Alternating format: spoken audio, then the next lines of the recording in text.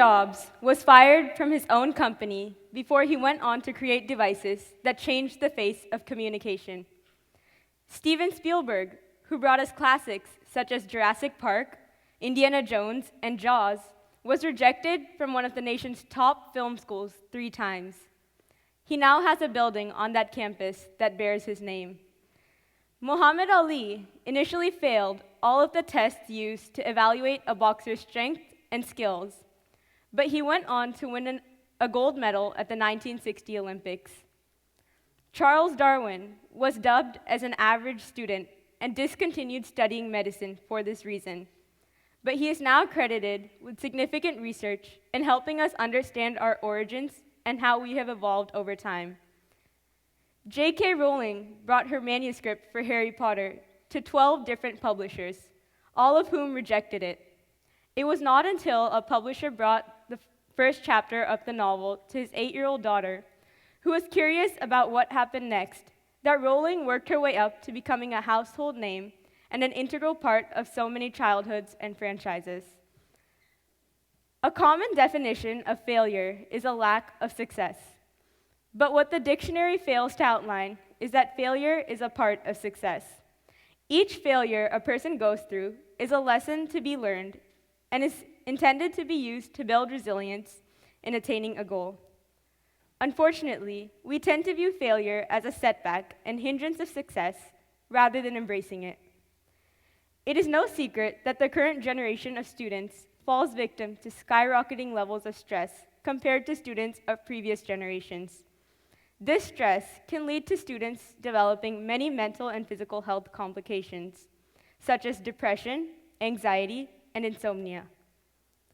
What is causing this stress, and why are we allowing it to happen to us? In today's society, everything is measured or is a rank, and the need to succeed is no different. We often allow numbers such as GPA, test scores, or number of wins or losses in a season to define our success and define ourselves. The pressure to succeed, not only in academic competitions, but also in sports and extracurriculars, is a primary cause of student stress. Students are so afraid of failing that they lose sight of the experience of learning or playing a sport because they're more focused on the outcome, and they are often not equipped with the proper mentality to accept an unfavorable outcome. When students are focused on getting a good grade, they lose sight of the learning process, and many students would prefer to earn a good grade rather than to learn to enhance intellect. From experience, I can say that a grade earned in a class is not a reflection of knowledge acquired. In my junior year, I decided to take AP Chemistry because of my passion for the subject. However, I started to lose this passion when test after test, I did not get the grade I expected, despite the countless amount of hours I put into preparing for them. I lost my passion for chemistry because of the grade I received in the class. It was not until my senior year in AP Biology, during the first chapter, Biochemistry, that I realized how much chemistry I had retained from the previous year.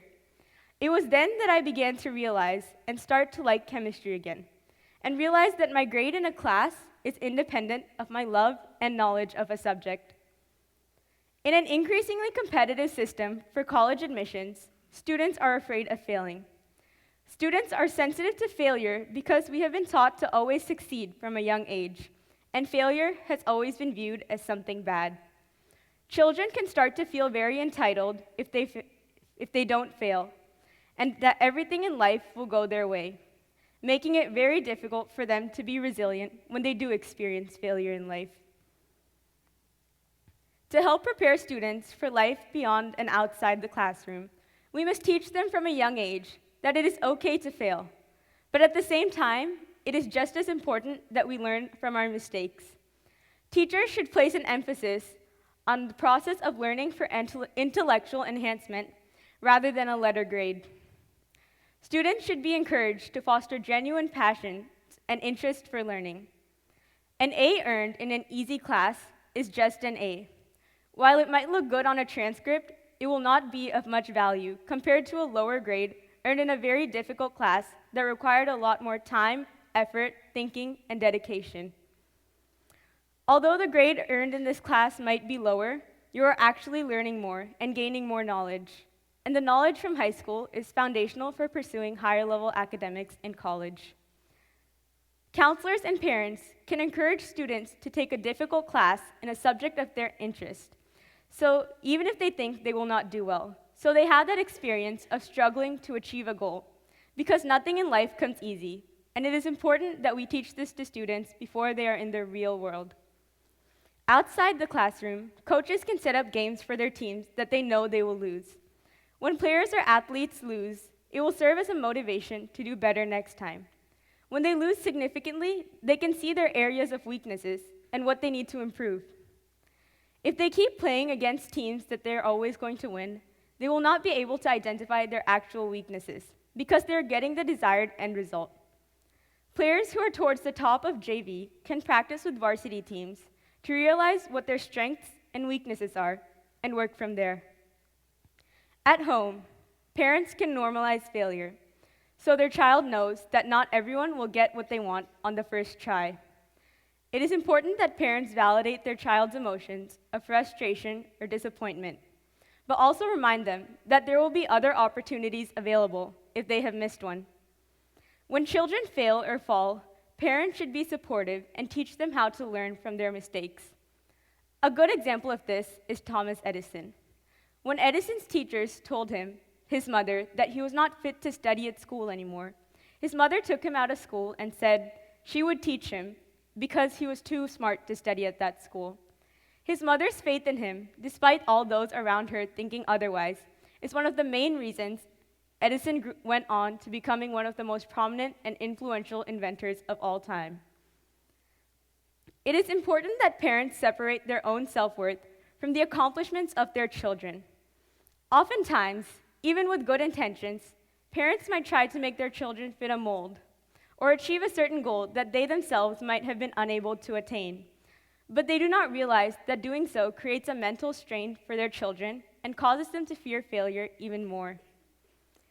If students start to value the experience of what they're doing, whether it be academics or extracurriculars, more than the outcome, they will be able to do their work with greater passion and enthusiasm because they're now doing these things for themselves and not for an end result. According to Angela Duckworth's research relating to grit, it is important to pursue long-term goals regardless of any setbacks or adversities that come along the way. On the same topic of attaining a goal, Carol Dweck researched about the growth mindset and how it is important to view what comes against us with a positive mindset and not as a hindrance. So, if you are afraid of the outcome of trying a new sport, or signing up for that hard class, or even just striking up a conversation with someone new, you have nothing to lose. Learning to accept and learn from failure is a necessary and inevitable part of life. It is not a sign of accepting weakness, but rather, it is a sign of maturity and resilience. The dichotomy is no longer success or failure. You will either succeed or be on a path to success. Thank you.